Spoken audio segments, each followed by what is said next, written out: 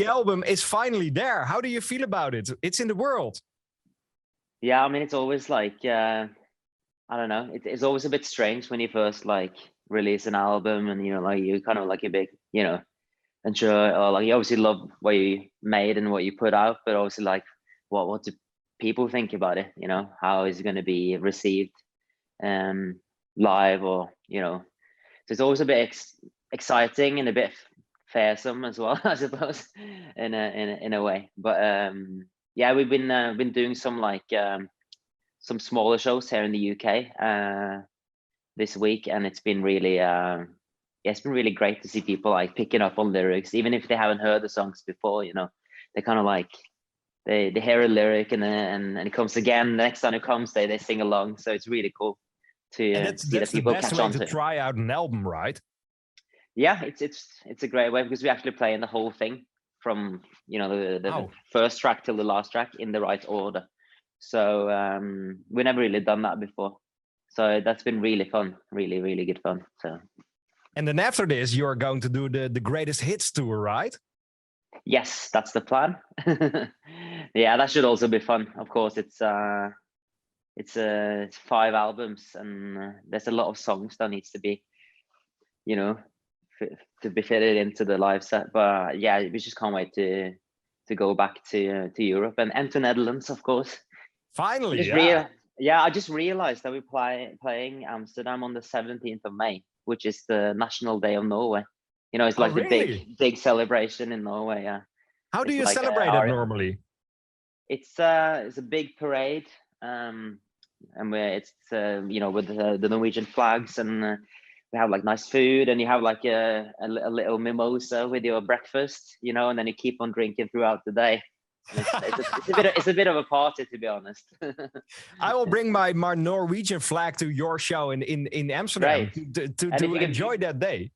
Yeah, can you bring some mimosas as well, please? I bring everything you need that day. Oh, perfect. Thank you. In UK as well, you're going to start that greatest hit show. What should be the greatest hit of this new album for yourself personally? Oh, that is a very difficult question. I often end up like, you know, like falling in love with the tracks that are sort of like maybe not the biggest hits on the albums. Yeah. Often, but it's that doesn't count for us necessarily. That counts for any artist I listen to.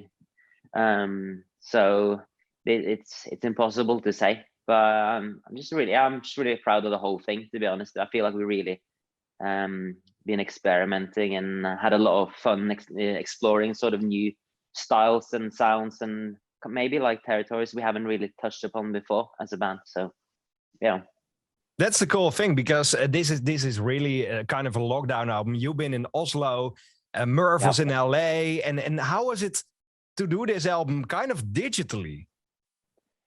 Yeah, it was a strange experience. It was kind of like, it was nice because it made the process completely different, because like often when you do like, okay, it's the same cycle, you know, like you finish touring and you get back, you know, it's writing and blah, blah, blah, you know, then how we do it had to be changed because of the pandemic and the fact that we were in different places. So I guess we just got our heads down and we just have to figure a way of doing this.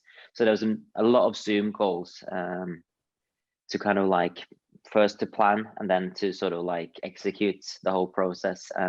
I actually managed to get to London for big parts of the album, but just to arrive to a lockdown in London as well. So we were basically in a bubble and just like stuck in a studio for a month, which was pretty intense, but it was also like really nice. Like there was no distractions. No one could come and visit us in the studio. There was no restaurants open, you know, everything was just closed. So, which means that we just had to do a lot of cooking.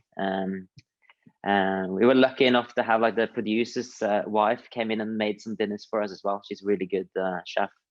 So it was a nice experience. The only like really bad thing was that Merv wasn't able to be there with us, because between the UK and America, it was difficult to get the traveling sorted. So but yeah, we managed to do it anyway, and we will always remember this album as the lockdown album, of course. How did it work with the time zone? Because LA is a totally different time zone than the UK. Yeah, so we ended up not working at the same time, of course. We will do drums and bass in London till about 7 or 8 o'clock in the evening, and then Murph and the engineer that he was working with will log on to Zoom, and then we will talk about what we've done, and then we will just send over what we've been doing all day, talk about what they will we're planning on doing, and then they will just take it on from there, and we will just go to bed, and they will record out throughout the night. So in a way, you kind of get more hours. It's like you get like a longer day and more effective way if you got a plan. But obviously, maybe stuff were recorded I went, oh, I'm not sure about that, because you're not there to actually talk about it and agree on certain things. So sometimes you have to do numerous things again. So I think overall, I think it probably took around the same time as it will do in a normal sort of process. But it must be so good to be as a band together in a room now, to do the thing you love, to play shows, to see each other again. How do you feel about 2022, the new shows? Yeah, I'm really excited, and yeah, I mean, fingers crossed everything goes ahead, of course, but it feels very positive, and everyone seems to be getting on board with this. So yeah, just can't wait to do it really, and continue to do it and feel some sort of normality again, I suppose, after all that time. Because you've been around in this band. The band is together since 2006, 2007, the first songs, the first album. It's now such a long time you do this. Yeah, 2003 we formed as a band. So we will be coming up to our 20th anniversary in 2023. That will be the year of Wombats. That's crazy. Yeah. Will it be a big celebration of something? Are you planning on something for that year?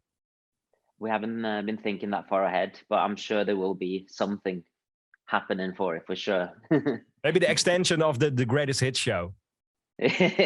Yeah, or just bring back some old classics which nobody has ever heard. I don't know. It'd be cool to do like all the EPs that we kind of like made before we even released the first album, but it won't happen. I mean, it sounds like fun, but to actually go through with it and to do it, I don't think that will happen. But we'll find something to do for it, for sure. But now we got this new album. Which one would you like to play on the radio now? Your personal favorite at this point? It must be hard to pick, but... Oh, I would say Ready for the High. I really enjoy playing that live. Also really been enjoying playing Worry, which is the last track, or second to last track on the album. So, I mean, make your pick out of those two. Or both. Maybe we could play them both, Tord. I mean, if you can play both, that'd be really cool. Let's go for that. And then we can wait for the show in Amsterdam on the 17th of May. You see me in the audience with the big Norwegian flag, and then we're going to drink some beer. That sounds like a plan. Brilliant.